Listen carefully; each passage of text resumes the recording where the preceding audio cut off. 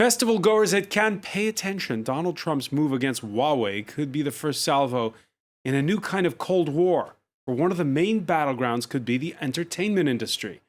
Up to now, well, we all banked on the inevitability of an increasingly interdependent world where the video games we play, the music we listen to, and yes, the movies we watch share more and more of the same common cultural references.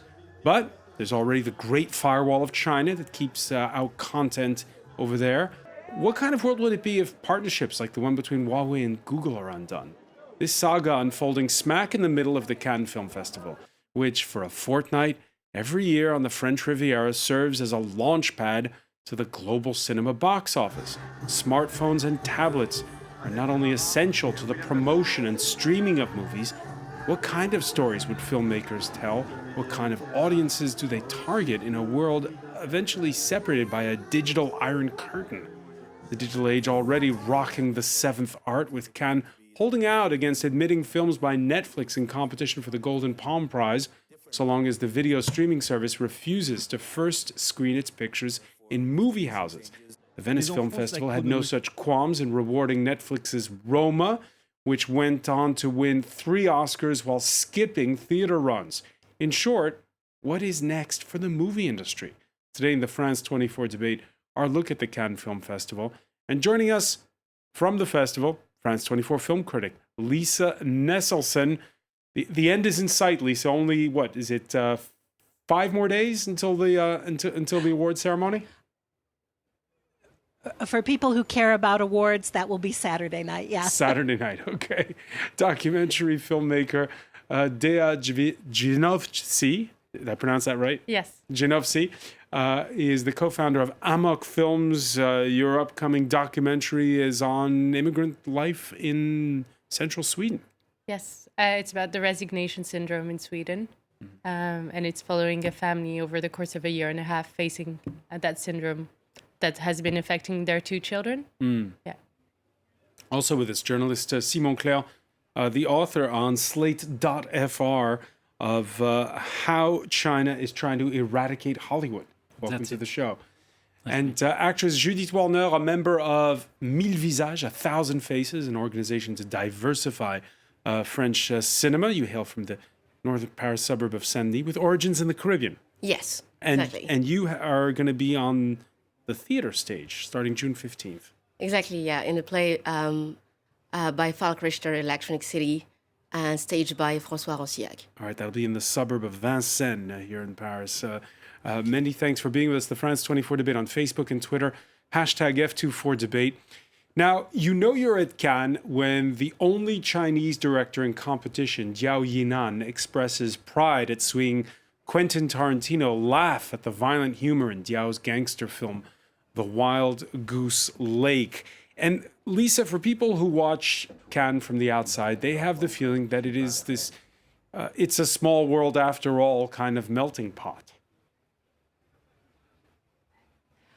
Well, certainly the role of Cannes, ever since it was first conceived, the first festival was supposed to take place at the beginning of September 1939, 80 years ago, but then Germany invaded Poland and they had to call it off, has always been to bring about greater global understanding through culture, through the cinematic arts. Of course, it has also grown to be the biggest film market. Not that long ago, 30 years ago, people were here selling celluloid films by weight. You would buy, give me 10 pounds of movies and see what you got, and maybe you'd be able to make some money out of them more than you paid for it. Now, of course, people are wheeling and dealing in terms of investing in films that have yet to be made because you need so much capital, so many investments from all over the world. But of course, in the building behind me right now, some lucky people who fought tooth and nail to get into the auditorium are watching the world premiere of Quentin Tarantino's latest film, and he has always been a fan of Asian cinema.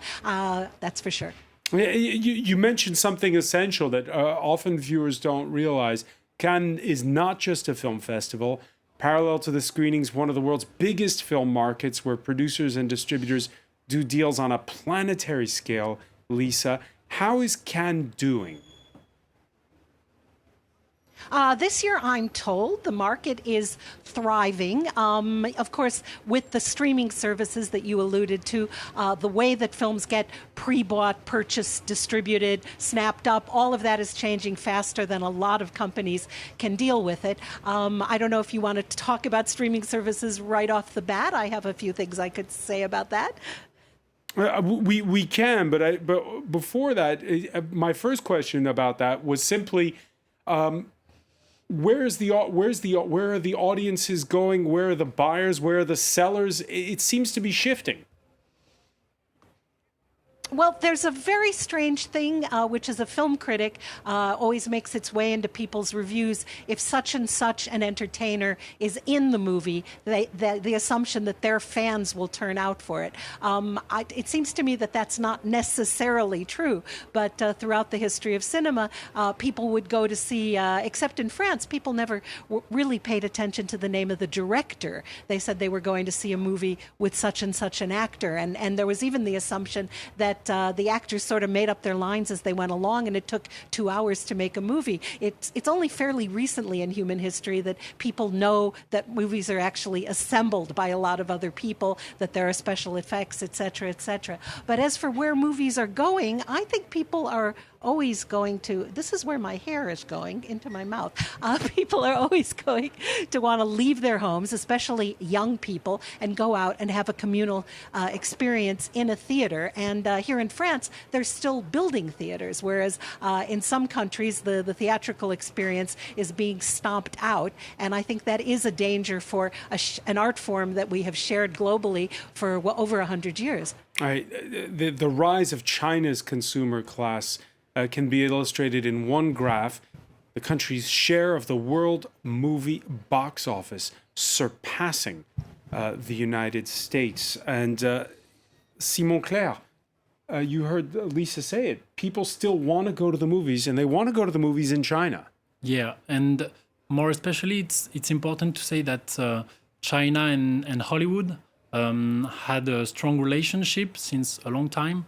More especially in terms of investments.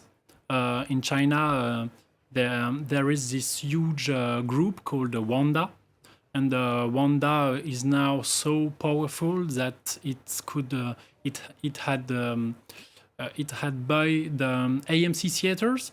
AMC theaters is a big chain of movie houses in the U.S. Yeah, and more especially, it's the company who own the most theaters in the US. So now most of the theaters in the US are from a Chinese group. Because you know, Simon, that for years, whenever there'd be the Cannes Film Festival, the big point of debate was always, oh, Hollywood is dominating the world. There's too much Hollywood. Would you feel that the concern is now shifting towards China?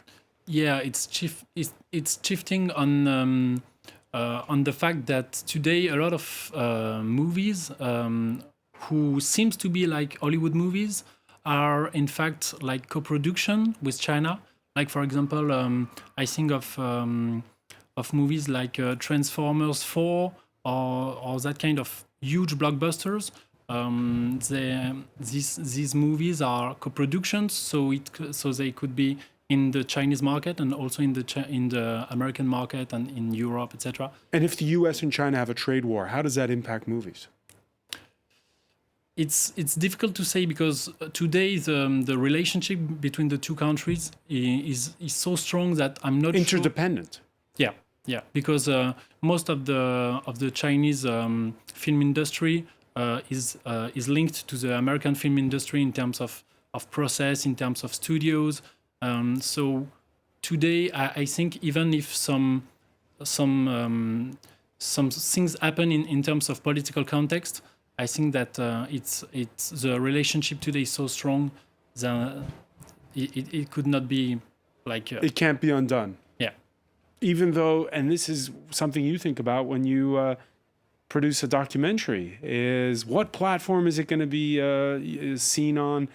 So when you see that Huawei and Google might have to part ways, is that the kind of thing that might impact you directly? Well, I don't know if it impacts us directly, but definitely indirectly. I think it's all about, the different partnerships that are being done at the moment. And because you see so many new players, and even Google, is starting to, like with YouTube is starting to become a streaming platform as well. And you have Apple, etc. So in the end, there's so much coming from the technological firms, creating streaming platforms. And that's definitely impacting the production industry as well. And that's actually, sidebar, good news for you, right? I saw astronomical sums were paid by Netflix for the documentary Knock Down the House. Down the House. So I think it was close to $10 million. Last year at Sundance, it was probably one of the biggest sales in documentaries in the past few years. And it's quite unlikely when you kind of see the way the film was financed, mostly through grants and, like private investors, etc. To have such a big buyout from Netflix is really amazing. And so it does give hope because even from my experience in the US, I can see that now they see documentaries as a real market share, and that's something that's expanding and that it's worth investing in, which is very good for producers and directors. And when you look at this year's crop of films, Lisa, how are documentaries doing? Well, there's some excellent documentaries in the festival and certainly also in the market. The ones that are showing tend to be specialized, having something to do with the history of film. And so you've got a lot of people here who will fight to get in to see things like that. They gave an award yesterday to Bertrand Tavernier for his historical expertise on the relationship between film scores, music composed for movies, and the movies themselves, especially French films in the 30s, 40s, and 50s. And it was just riveting stuff. I think anyone who whether they have or haven't stopped to think about the effect that film has in your experience of a movie would find it interesting. But he warned everyone in the audience that the number of original film scores that are being composed for movies is going down all the time. You could think of the composer as the third auteur of a film after the director and the screenwriter, someone who can really affect people's emotions, and yet people want to do playlists instead. He said, for a movie like American Graffiti, putting all the songs in that you loved when you were 17 might be a good idea, but we shouldn't get into that rut too much. Reach out to musicians and see what they can do. So that's just one documentary that probably changed the thinking a little bit of everyone who saw it. So, of course, this is the irony, isn't it, Judith Warner? More movies available than ever, but through the movie houses and through streaming processes, but perhaps less creativity, if you listen to what Lisa just said?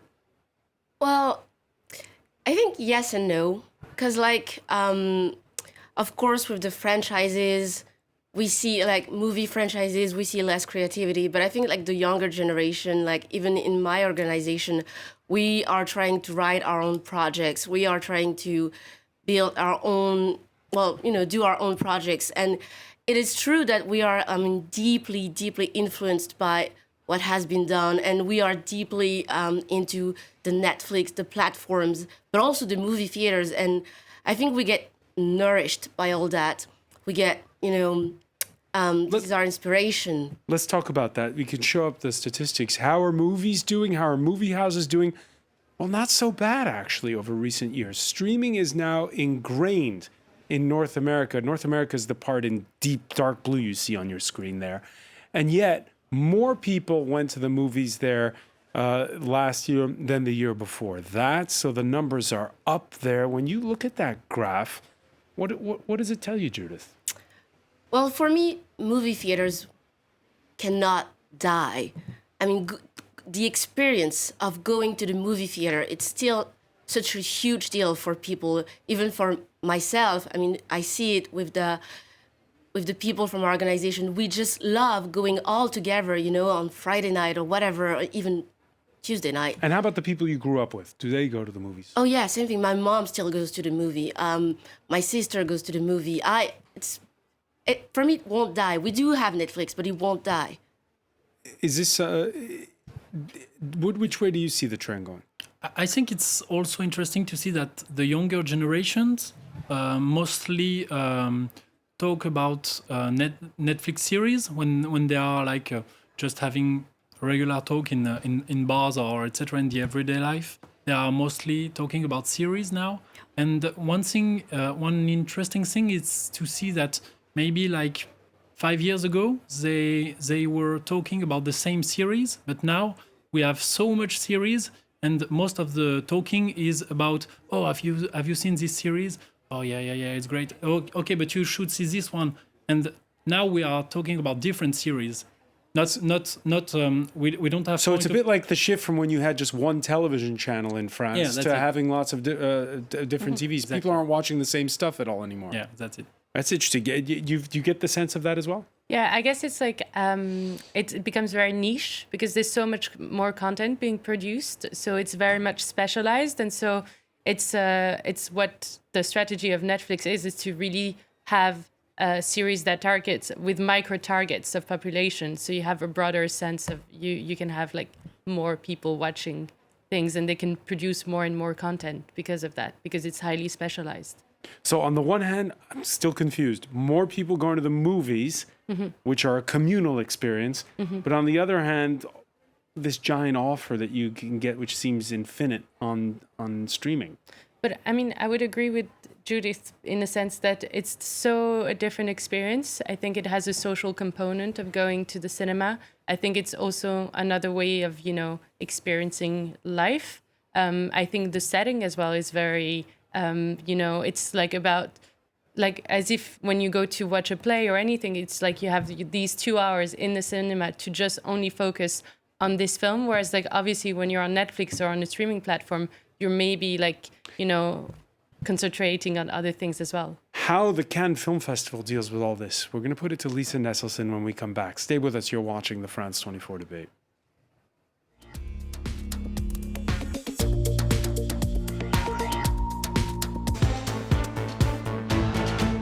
Welcome back, or welcome if you're just joining us. It's the France 24 debate, and we are into the home stretch, if you will, of the 72nd edition of the Cannes Film Festival. France 24 film critic Lisa Nesselson is with us from the French Riviera. Welcome back.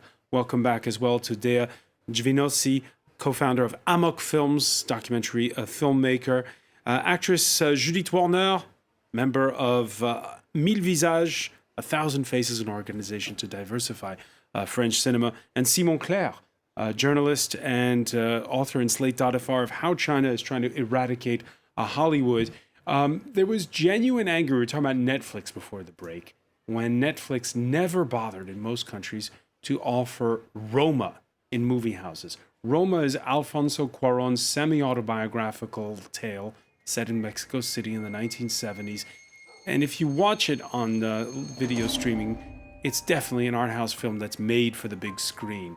The Oscar-winning film definitely on the mind of actor Edouard Baird. He's the master of ceremonies at Cannes this year. Cinema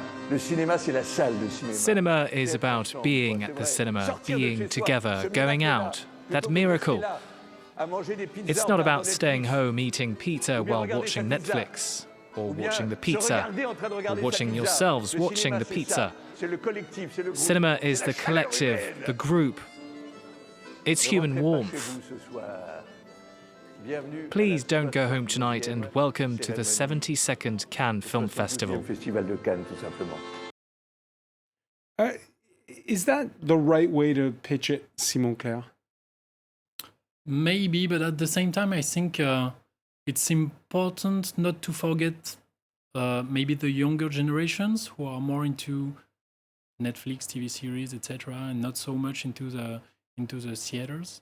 They are more into eating their pizzas, watching movies. So I think it's important to keep the theater as a kind of holy place to watch movies, but at the same time, on a regular basis, people are looking at movies more like TV series.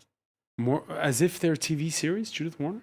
Yeah, I would agree on that. Because, even like the Cannes Film Festival, personally, I get information about it on social media, on Instagram. I don't have a TV. So it's either my TV series at home, Which you watch on your computer. That I watch on my computer, yeah, definitely. And sometimes, there's some movies that you want to experience the whole movie theater going experience, but some others you're just fine at home. I mean, we want to have the choice. Yeah, Lisa Nesselson, we've heard several people criticize both Edouard Baird and the festival director Thierry Frémaux for sounding a little bit out of touch in their tone when they urge people to go visit movie theaters. Your thoughts on that? To be the utter contrarian warning the universe that the sky is falling and that everyone's being complicit in the destruction of something marvelous we've all shared. Where to start? For example, you mentioned Roma. Well, Netflix spent between $25 million and $50 million campaigning for Roma to win Oscars. So why didn't they have 3,000 or 4,000 euros to pay professional subtitlers to do the French subtitles for it for streaming customers here in France? You can go on the web to the excellent website of the Professional Guild of French Subtitlers, and they go practically line by line through the subtitles, and they say basically somebody's nephew with Google Translate or an old Spanish-French dictionary did these subtitles. So Netflix is trying to tell us that they want to bring us cinema, they want to bring the world close together. To a certain extent, that is true. If you live in the middle of nowhere, if you're seriously handicapped, then of course streaming services are a spectacular thing. But if you happen to live in an urban area with brick and mortar movie theaters, why would you want to give that up?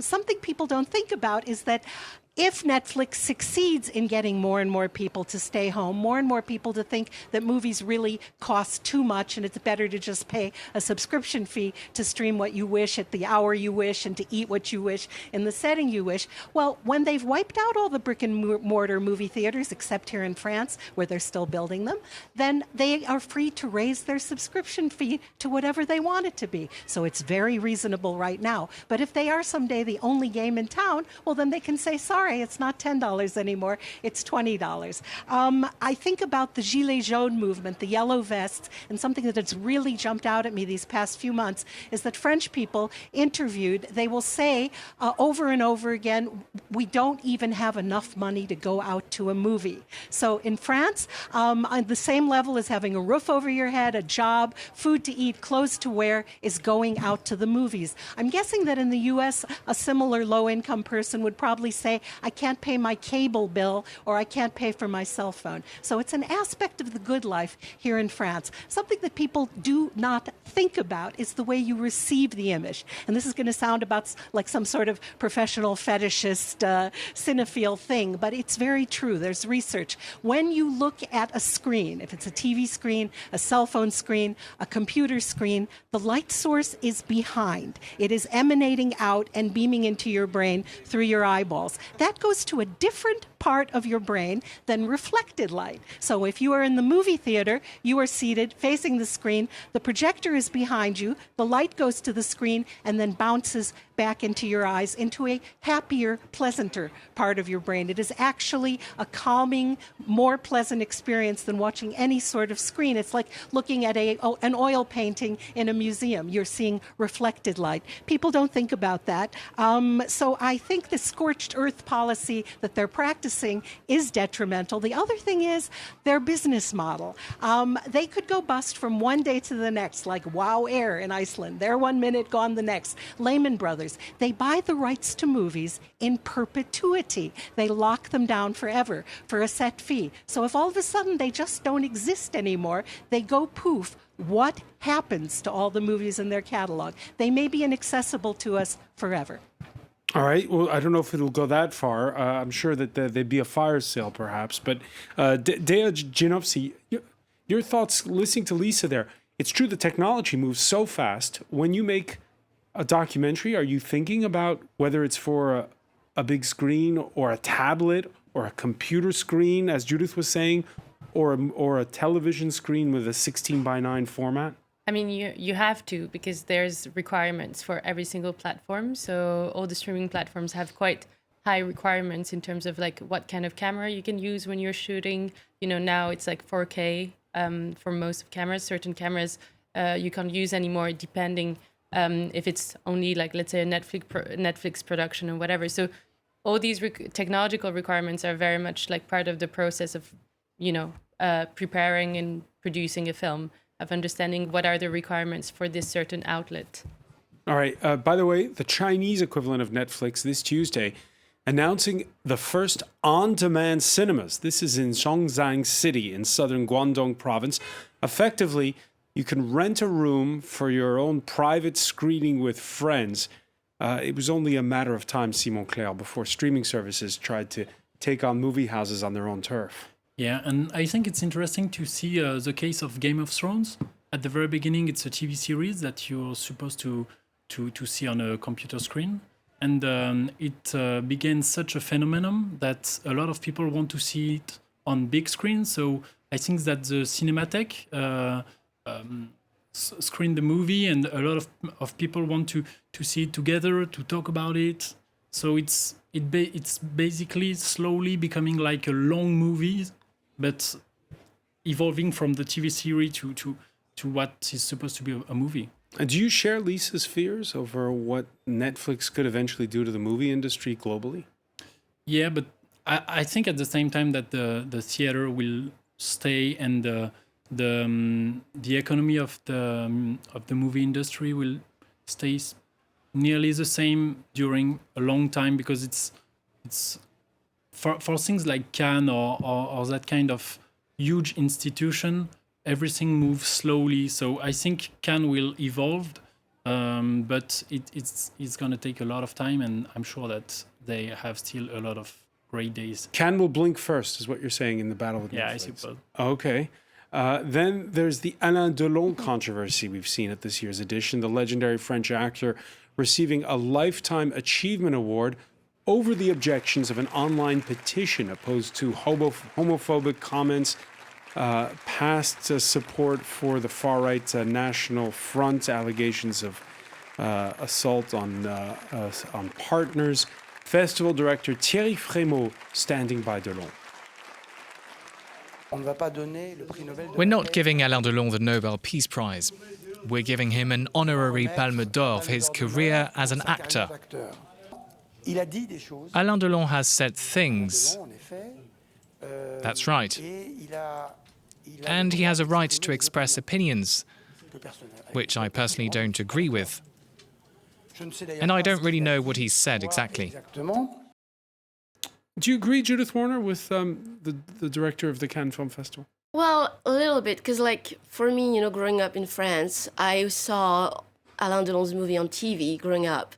He was such a big actor. He was such a big example as an actor for an actor, So it's kind of, we don't really know where we stand, because of course I don't agree with what he said, definitely. And of course I'm triggered, but at the same time, in terms of career, like if we focus on his career as an actor for French cinema, I've seen all of his movies, so it's very complicated. And at the same time, this is where we draw the line between, private and public. And do we cancel someone, do we cancel someone after what he or she has done?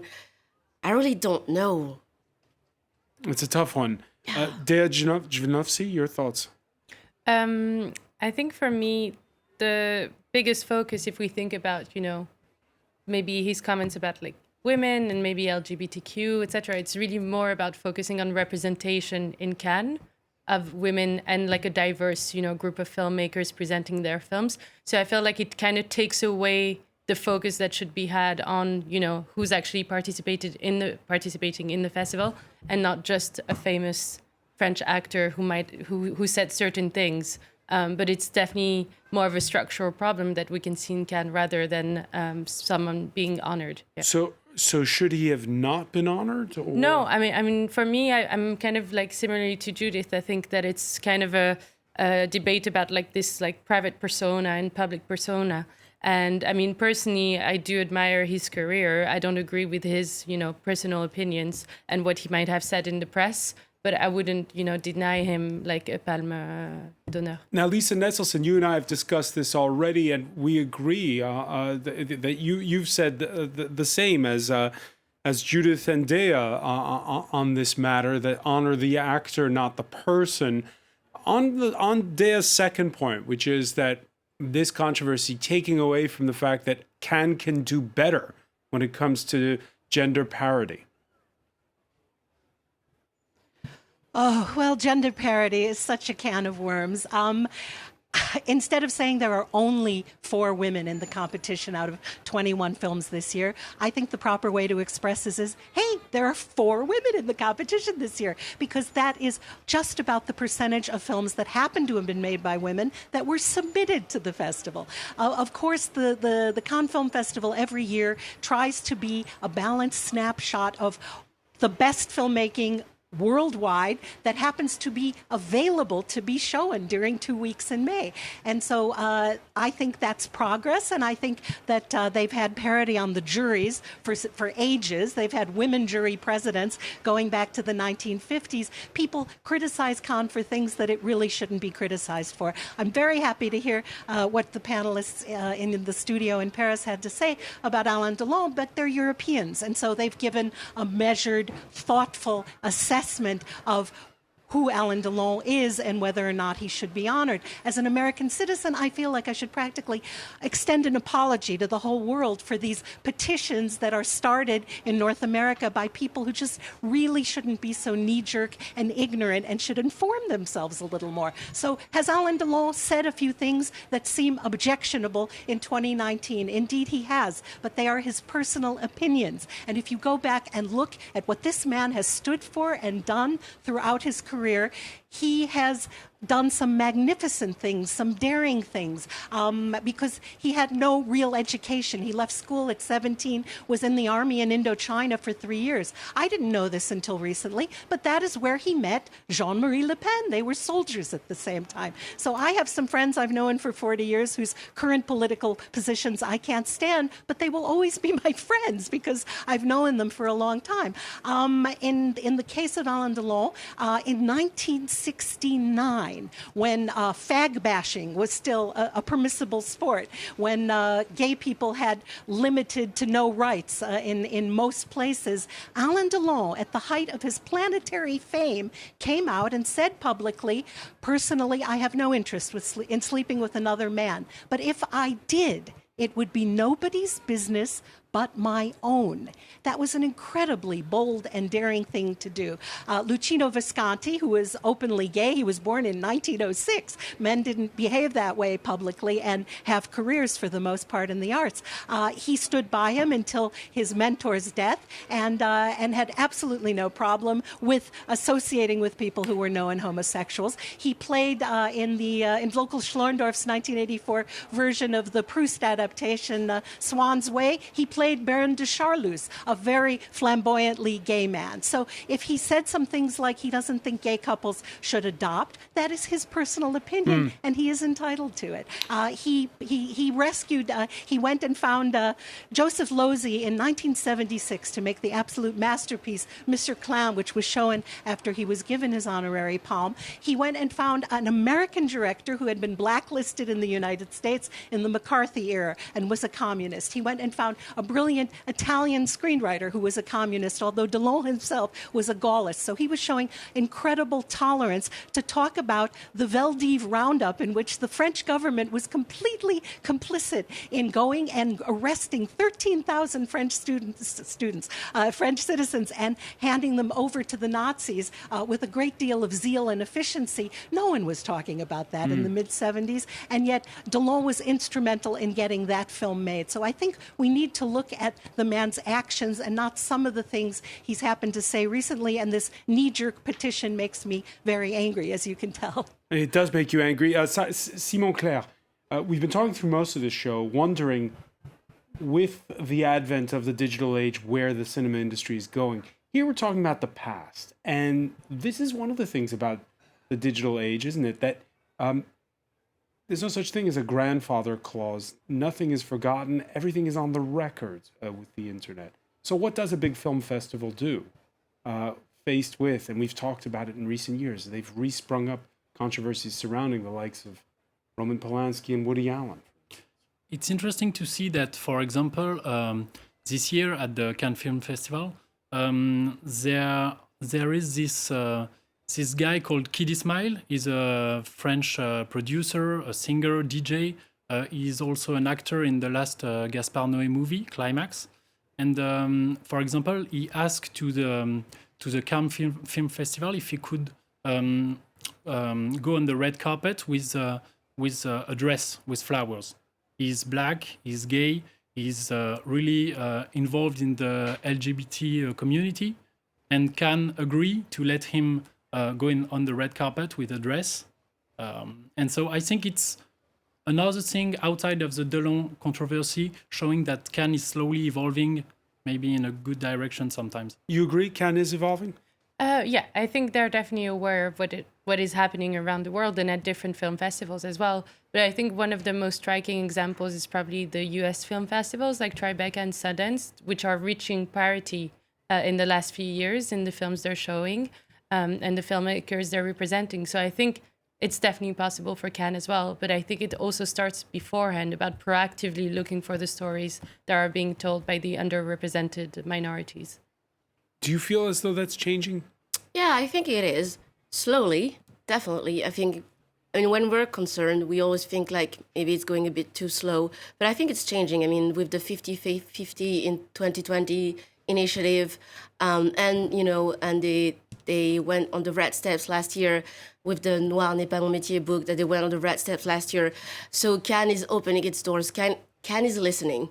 At least they're listening. And I think, yeah, it's changing. But like Dia said, I mean, we need to be proactive in the stories we're telling, in the storytellers we're hiring and producing. Just one final question, Lisa Nesselson, just in 30 seconds. Two Cannes favorites, Martin Scorsese, Steven Soderbergh, they have movies that are ready, yet they didn't screen them at Cannes this year. Why is that?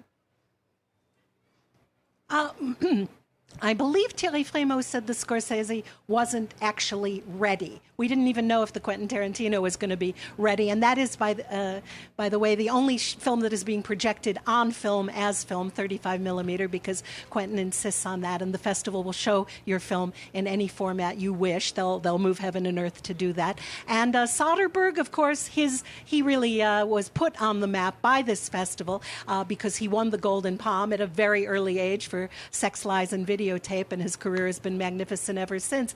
But if streaming services are throwing money at them, I know that Amazon Studios is more flexible in promising directors, and I think they've made that promise to Scorsese to show their films in theaters if theaters want to show them. Something that you stated very well at the beginning, which is widely misunderstood, is that there is no obligation to show a competition film in theaters. Over the years, many of the films have not found French distribution. It's just that it must be available if a French distributor wants to show it. And about the intersection of China and Alain Delon, I have a Chinese friend who writes for a prominent Chinese outlet. She was at that press conference where Thierry Frémaux said it's not the Nobel Peace Prize, and she sent that to Chinese social media. Within hours, hundreds of thousands of Chinese Alain Delon fans had sent their support for giving him the award. So we are an interconnected world, and we, Alain Delon, most of his career has been in French, in France, but he still is a planetary presence. All right, Lisa Nesselson, many thanks. I want to thank as well Dia Ginovsi. I want to thank as well Judith Warner, Simon Claire. Stay with us. Media Watch is next.